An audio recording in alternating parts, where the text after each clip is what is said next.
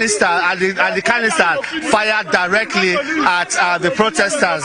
And we have also seen, some protesters have also been defiant. They pick the tear gas canisters and throw them back at the police. I must say that it's really, really chaotic here around the Eagle Square. There's a heavy detachment of security agencies. Around here at the Eagle Square. There's a heavy detachment of security agencies around here at Eagle Square. We are also hearing, you can hear shots being fired, people running. The situation is a bit tense, but let your camera continue to roll as we get now the reaction of the first PRO to this particular situation. You see what's going on. What's your reaction to this?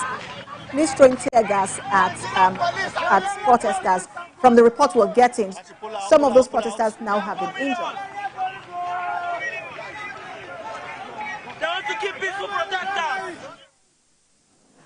Hello? I was asking you your reaction to what's going on ground there in the nation's capital, where we understand that police is firing tear gas to disperse protesters, and some of them have now been injured. We should be mindful of the words we use. There's a difference between protesters and violent trigger people, because for those who have assembled at Eagle Square, I don't think we're expected to have any protester at Eagle Square in the Four Sisters. Let us get it right. Those who have assembled at Eagle Square, they are there for ulterior motive, and the security agencies will not allow such a thing to happen. What are they doing at the Eagle Square in the Four Sisters? And for those who are along the major highways to the airport, we expect them to use the stadium. That is MKO Stadium in Abuja. That is the approved and designated venue for protests in the Federal Capital Territory. So for people to block the highways, I don't think the organizers and those who have come out genuinely to protest would do that kind of a thing. So these people are those that we are saying that we have gathered intelligence that they may likely hijack these protests. And this is what is coming to play now. Because I can see that I've not seen any known faces of those who have indicated interest that they want to do these protests. So those who have mobilized them to come out and run down the system, run down the government, you please call these ones to order, because we will not allow anarchy in any part of this country. But like I said, I still want to reiterate, we are going to engage every situation tactically, diplomatically, and professionally. Every soul of a Nigerian is so important to us. We are not out to kill anybody. We are not out to attack anybody or to injure anybody. But we don't want violence. Once we have violence, the law has stated it clearly. Once a protest has become riotous, there are ways to go about it. We have our rules of engagement, we have standard operating procedure, and we have what the law has clearly said about how to go about riotous assembly. But there is no indication that these particular protesters were violent. They were heading towards the Eagle Square. You cannot also brand everyone hijackers of this protest. From my view, there are over 100 of them, and they cannot all just be hijackers of this protest. I know, but what I've said, you got my message clear, was that even if the organizers are there, can they control their followers? Because the way it's going now, I've been told that maybe in Kubazis, they have been vandalizing Nigerians' vehicle, innocent Nigerians who are going on their way. When you do issues like this, you don't picket, you don't force people to join you. Now we have said it, where your right reigns and other person's right starts. So let us be mindful of this. Are they still protesters? Are we to go out and vandalize property, to destroy property, to attack anybody? They have been stoning security agencies. This is not a protest again, for goodness sake. Don't let us bring in unnecessary sentiment or sensationalism about this issue. We need to be realistic.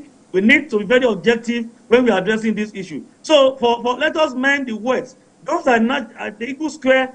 They are not to be regarded as protesters. Because of the Four Sisters, we don't expect to see any protesters gathered in that place in the Four Sisters. So I don't know what they are doing there. Perhaps they want to go and run down the government and do whatever they want to do. And the security agencies will not allow that. Because that place is not meant for any protest. You can see Lagos, they have been doing what they want to do in Lagos.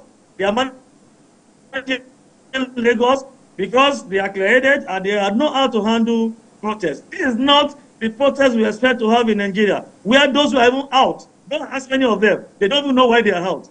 We just mobilize them to come out for certain individuals to justify the money they have collected from some agencies to come and run down the system or to jeopardize our security architecture in this country. But will the police continue to, just a minute, sir, will the police continue to engage the organizers of this protest to let them know the dangers of this?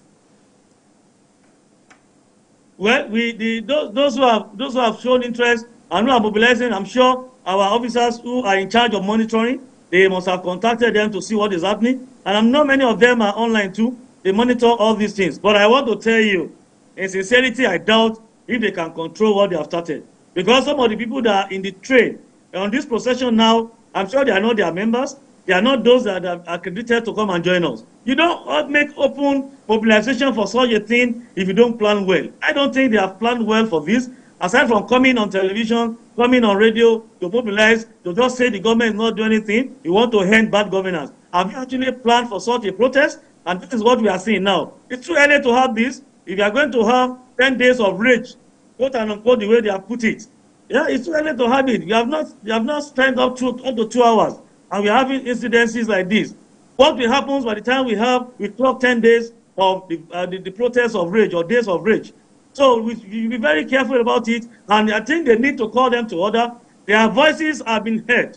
So if they still want to continue, they should confine themselves where the government or the commissioners of police in their various states have identified for them to do protests. Every state has its protest ground.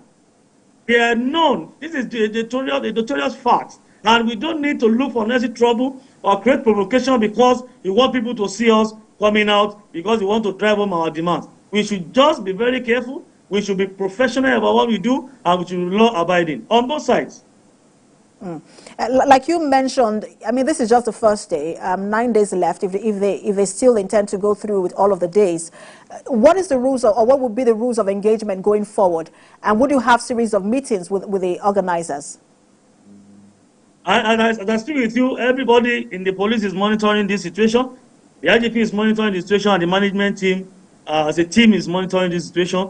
We will know the next line of action.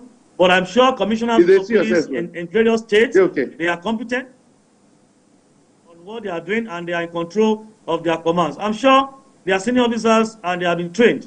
They are assistant officers who know what to do and how to go about whatever they want to do. But like I said, our engagement is to make sure that we don't lose any life and we don't injure anybody. Whatever it is, let us be reasonable enough. Let us be mindful of the fact that we have this country and we hold this country. And we have intelligence that people will infiltrate this protest, and this is what is coming to play now. You can see it. This is just 2 hours to the protest that they want to do for 10 days. And it has been so violent at the beginning. I don't know what becomes this country after the 10 days of rage as the protest has been tagged by Take It Back now. So we want to appeal to leaders who have mobilized these people to please let us talk to our followers who have taken over many of the streets, who have taken over certain national assets, and who are fomenting troubles, who are causing pains, agonies, sorrows, and leaving tears in the minds of other innocent Nigerians who are to enjoy their own rights. For those who have been vandalizing vehicles, please stop this. This is not protest again. It's criminal when you do this, and the law will surely take its course. That's the message from us for now. I need to attend to so many other things. You are going to excuse me. If you still want me, you're going to get back to me. I am available 24 hours to give Nigerians up-to-date information on this protest. But we love this country, and we must love this country. We have no other place to go. In brotherhood, we stand, and in motherhood, we stand. Thank you. Thank you so much for your time. The first PRO, Muyiwa Adejobi, definitely will speak to you over and over again in the course of this protest. All right, let's get sight and sound from Borno State.